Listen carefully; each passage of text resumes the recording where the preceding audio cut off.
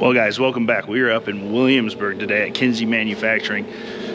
What we're at is actually like an Experience Kinze event. We're going to be looking at the new 5000 series row units, but this is basically kind of available to you guys as well. It's for like prospective customers or people that have been buying Kinze products. They want to come up here, see what's new coming on things. I think you got to go through your dealers to chat about doing this stuff, but you can come and see the museum. There's a museum in the manufacturing plant.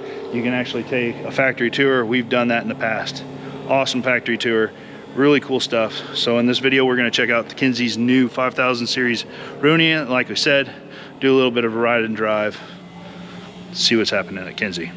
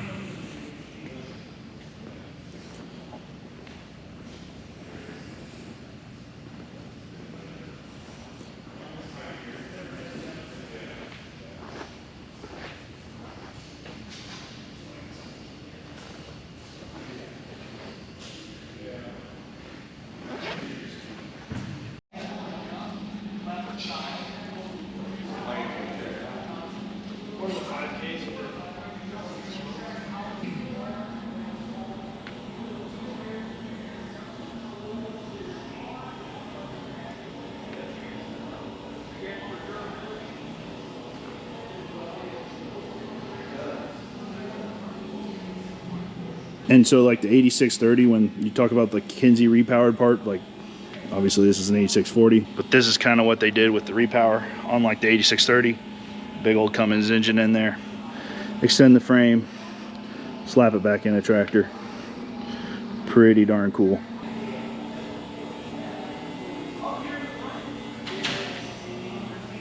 And then of course you get to see cool stuff like this. It's like, I think this has 2 Detroit engines in it. Look at this. 1, 2, 640 horse, I think is what that is. Very cool.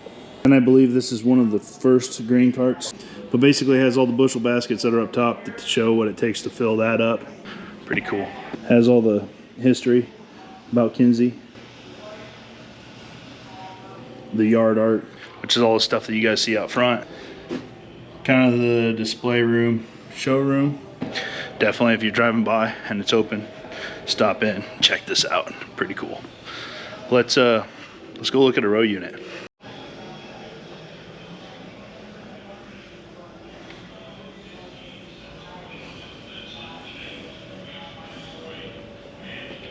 So at this point in time, you'd probably be going into the classroom to look at the Blue Vantage display. We've done that already. Inside filming of other screens on GoPros, you guys will see aren't the best. So if you want to know more about the Blue Vantage display, you'll just have to come see one of those. Really liked it. There's a few updates I think we'll talk about a little bit later. Blue Vantage displays are now compatible with climate field view. You can change your prescriptions and rewrite them on the fly. And then the other thing that they added this year is that you can actually customize your plant screen to show what you want. This is a new toolbar as far as I know for the year. I believe this is the 5700. Yep, that's correct. So this is a 40-foot bar, so it's 24 row, 20-inch planting. Self-contained unit and everything like that. But what Brad's unfolding it for, and again, this would actually be in the field. We're gonna do it up here away from the highway. Is you get to run through the actual row units here, and these are newly designed row units that look pretty darn impressive. Okay, so we all know Brad. If you don't know Brad, this is Brad, product specialist here at Kinze. Planters is your main specialty, and we're going to be going through the features, which these row units rolled out at Louisville, or Louisville if you want to say it that way, this winter, or I guess, yeah, technically still this winter. We're going to run through it, show all the features on it. This is completely redesigned from nose to tail. Yep. Then basically any of the row units that you guys have seen on my channel so far. Yep. So The show is yours. So 5000 series lineup as a whole. So we're looking at a 5700. This is actually a new frame for us on the 5000 series. So this is a 24 row 20-inch configuration, kind of a little brother of our 5700 36 row 20-inch configuration. So new toolbar for us, but row units on any 5000 series are the same. And this row unit and this planter is fully loaded. So it's got everything, really everything that we offer. And the redesign that you're talking about really starts at the frame itself. So faceplate, if you compare it to the 4000 series. So when we introduced our 4000 series in 2014, we went to 24-inch toolbar height, and we now have 12 inches of row unit travel on the 4000 series. The 5000 is basically taking its place. So still has 12 inches of travel, utilizes our 24-inch toolbar height, but we redesigned, as you said, really front to back. So it really starts at the faceplate. We went to almost a 50% stronger faceplate than the 4000 series unit. So just stronger, more durable, especially high speed, running hydraulic downforce. We went to larger parallel arms, both height, thickness, and of course it's all a cast unit, but we went to a larger cast lower arm and fully boxed in the lower arm on the cast unit. So just a whole lot more durable, a lot more strength. We're still utilizing our double bushing design. So just like we introduced in the 05 series, similar to the 3605 that we talked about before down at your place, bushing in a bushing. So there's a pressed in bushing in the arm, another bushing inside of it, give us 20% more wear area, double the life of our bushings. And of course, once those wear out, you take them out, put all new ones in, you don't have to replace the arm. So a lot stronger, really from front to the front of our yoke as a whole. So the bottom parallel arm, that you went to a stronger arm because of the hydraulic downforce? Yep. To handle, because the faster you go, the more weight you basically have to keep that row unit in the ground. And tough, dry dirt, you probably got to put out a lot of downforce there, and you don't want any twisting or bending or breaking. So that's why that was redesigned. Is that correct? Yep, exactly right. And majority of your force is getting through your lower arm and your lower ears of the faceplate. So they kind of were redesigned in conjunction. Stronger faceplate, stronger arm. We of course go into the cast unit as a whole. Okay. So, redesign the side panels, so they're not steel panels anymore. They're a plastic molded design. And we went to get rid of the mechanical latch. So now instead of the big mechanical latch, it's just your big, easy to reach plastic one that you just pull up, rotates up, and we still have the built-in kickstand to hold it horizontal. Also, we have our built-in caps for our bulk fill hose and our vacuum hose. This one's not in here, but our vacuum hose, which again, used for storage or capping it off if you're using it for seed corn or whatever it may be. All your caps live inside. Again, redesigned panels, have all this nice wiring layout to keep everything nice and neat from a wiring standpoint as well. So kind of built-in rails inside. So it's no longer just a pile of zip ties that holds everything over? Exactly right. A little more organization this time. A little more organization. So, and then again, there's nothing holding it up. You just shut the lid, brings all the way down. So kind of the top part, if we get into the meat and potatoes of the row unit itself, 5000 series are all standard spoke gauge wheels. So it's been an option for us for a while. A lot of guys like the spoke wheels to allow residue flow to come out. Any sort of muddy conditions or tacky conditions, of course the dirt doesn't stick inside the wheel. It allows that residue and dirt to come out of the tire and not pack on the inside. So I'm sure nobody or none of you guys ever plant in muddy or wet conditions, but if you did that one time, this will help allow that residue to come out in conjunction with our standard gauge wheel scraper as well, our mud scraper. So again, you run into that wet spot in the middle of the field, as that dirt comes up, that mud scraper, which is adjustable from an aggressive standpoint, can help clean that wheel and then shoot that dirt outside of the tire itself. The big change, of course, we get to the gauge wheel arm itself. This is kind of really where the big items changed, and we went to greaseless, shimless gauge wheel arm. So this is really the pivot shaft inside the row unit that threads into the row unit. So you got your left side, right side. Our pivot shaft compared to our older generation, twice the size. So we've doubled the wear area, and we're using a fiber bushing. So that blue part is our bushing, The green part are dirt and dust seals to help keep dirt and debris from getting inside of it. And then of course it pivots on the shaft. So we got rid of the greasers. Larger diameter shaft, fiber bushing. It actually has Teflon inside of it. So as that bushing wears on the shaft, it actually puts Teflon on the shaft, Teflon in the bushing, over doubles the life of your gauge wheel arm bushings now. And you don't have to grease it either. So got rid of that. And then we went to the shimless design. So you can see the threaded shaft over here, this castle nut, and then really has a shoulder that snap ring into the gauge wheel arm. And if you look on the end, you can see the snap ring, and then you can see the black, really inner ring, and there's a black ring on the inside and outside. Those are poly pads. So if you dumped a bunch of fertilizer on this guy, it's not gonna lock this up. So there's a cross pin that holds it in there. You take that pin out, and if you wanted to adjust your wheel in, you simply turn it in and adjust it. Put your pin back in, double clip that holds that pin, and you're good to go. So you can adjust your gauge wheel to disc opener blade, you know, within a matter of a minute, and you're back running again. Over the old style, or like what ours are, is there's the shims are there, so you gotta actually take the whole arm off, move a shim in, tighten it up, see if it's the right spacing that you want. It's not, take it off, move another shim. Yep. Or, you know, you just don't do that and you run it where it's at. That might happen a lot. You just don't. So hopefully you'll adjust it now because it's easy. We also went and thickened up our pocket. So this is of course high wear component because this is where your force is for your depth. So thicken the pocket, depth, thickness, hardness, again, just increasing the life. Is this arm beefier than like the 3605's arm, or is it the same distance here? Like this is a little beefier. Okay. The arm itself is thicker than the other one. The biggest change is this is thicker because of this. Yeah, and it looks like a much bigger gauge wheel arm. Yeah, it's over twice the size. Yep. As a whole. And of course, just like we have on the 3000, once they wear out, press those out, put new ones in, and you're ready to rock and roll. But more than likely when this wears out, the arms probably wore out. When we were in the classroom there learning about this, I kind of get a little bit of a chuckle. It's because like fiber bushings are not necessarily like a new thing. Actually, fiber bushings they used to use before they had grease bushings. Back in the day, you used to have fiber stuff, and that's what your shafts would spin on, is fiber. And then they went to grease stuff, and now we're kind of going back to fiber because people don't like to use grease guns. Yep. Technology's changed. It's gotten better. It's gotten better. So the bushings are way better than way back in the days. Absolutely. But absolutely. So yeah, big change here. Again, on 5000 series.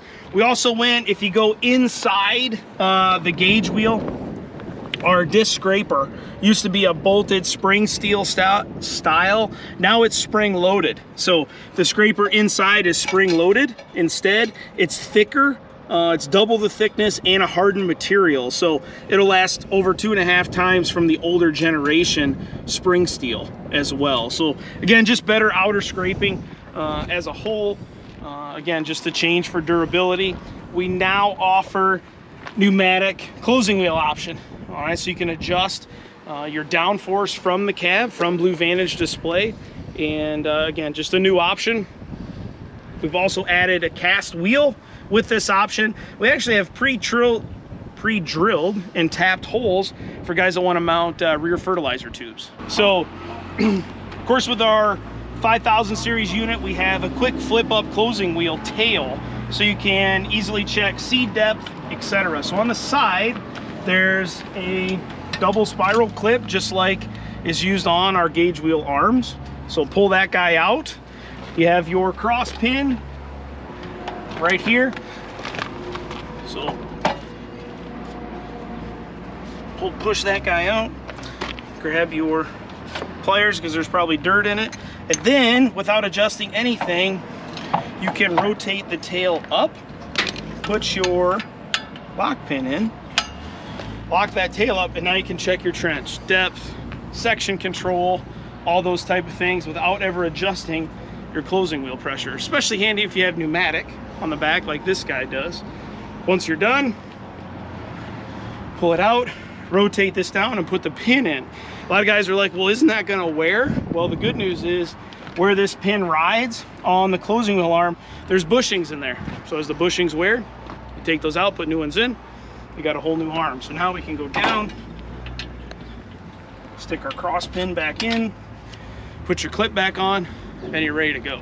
So again, just try to add some features to make it easy in the field to check performance, make depth adjustments, etc. So yeah, you can, on that, you can look at your seed spacing, which would be really pretty nice. But the big one would be actually probably the V trench that you're creating with the row unit to make sure that like your sidewall is not being compacted and then you have mohawk corn. Quick way to check it versus having to get a ratchet strap out and ratchet strap it up and all that kind of stuff. If you get into some wetter conditions and you're like, oh, am I putting down too much downforce? You can flip it, check it out, and see how it's performing. Again, just a nice to have feature. You know, we still offer our electric drive insecticide, and as some options, especially if you're planting plots, we're offering a little plot hopper that goes right on top of this guy. So you can actually pull this cover off. We offer a little hopper extension so you can do plots with it. Or if you're running seed corn and you want a little standard hopper, we actually offer a 0.8 bushel hopper that'll go right here as well for seed corn guys as well. So a lot of flexibility we've added into the 5000 series on top of all those durability items we talked about already. So, and right now these have the true speed meters in there. So that is the high speed, but these can also be ran with true rate, correct? Yep, Okay, just like you have on your 3800. So it's either high speed and or regular speed, I guess. Standard speed. Standard speed, whatever speed you want it to be. So not only high speed, but also standard speed. Yep. And then also, Brad's gonna talk about, there's a couple of factory options. You can get it set up with a fertilizer tank, plumbed a couple of different ways. I believe he'll talk about that. And then also Yetter row cleaners on the front end.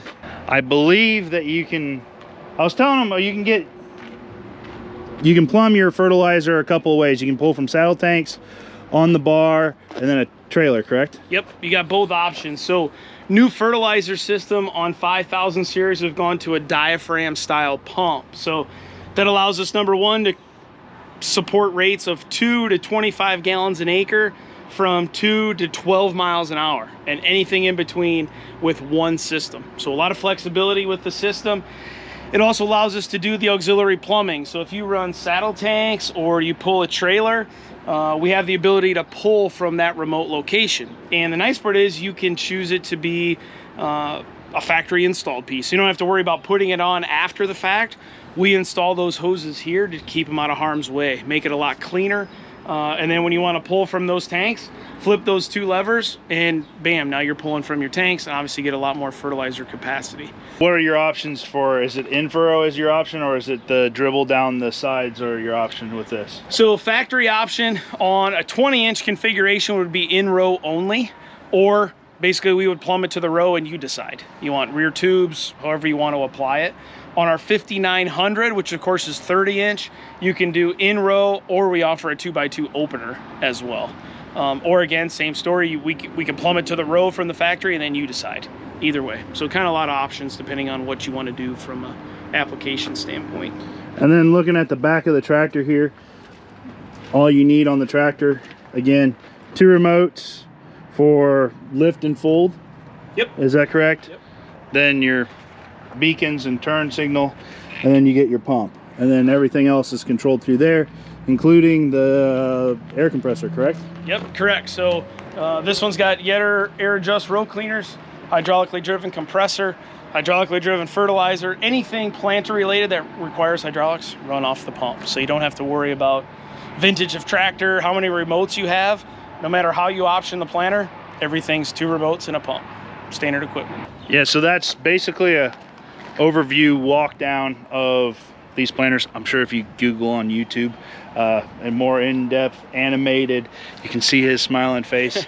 Give you a little more details there, but we're gonna go do a ride and drive and see how one of these goes through the field. Good to see you again. Yeah, we meet again. I would ask you if you've been on YouTube before, but I know the answer. You already know the answer. Okay, so I got a little bit of a spiel on this. This is the new bar. You give them the pitch here. Yeah, absolutely. So this is an extension of the 4705. So this would be a 5700. So we looked at the new row unit.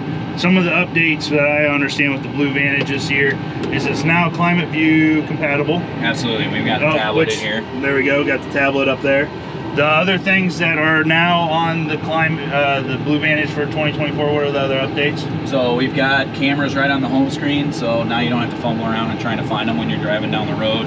Keeping an eye on what's going behind you. You got the cameras right on the home screen. You got a full view there. We've also got delivery tube health down here. So more stuff if you're getting the planter ready to go during the winter. Checking the status of your delivery tubes, so missing flights, bent flights, loose belts, all that kind of stuff, so then you can know that your planter's ready to rock and roll before you even hit the dirt in the spring. So.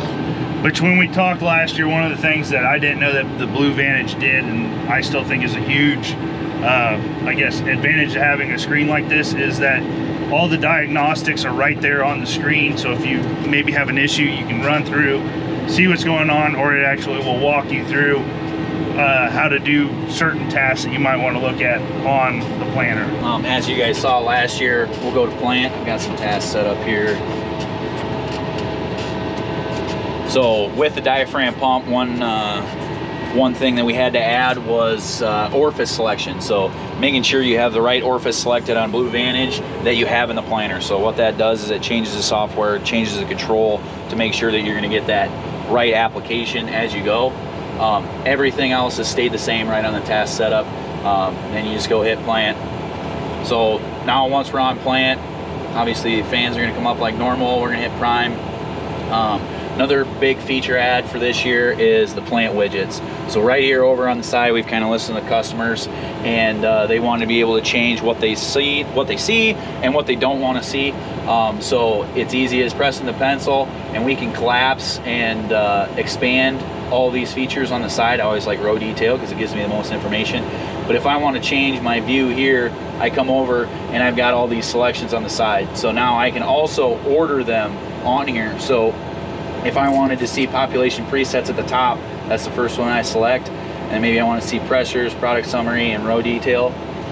And I go back to plant, and now I'm ordered differently on the screen right there. If you've got a dad or grandpa that wants to run and you want to keep it as easy as possible over on the right hand side, you can take all of these out of here, and now you've just got a black screen, and then they don't have to worry about it. Granted, that does take all of your information away, unless you want to come over here to health. But something that we listen to customers on, and we're pretty excited about there.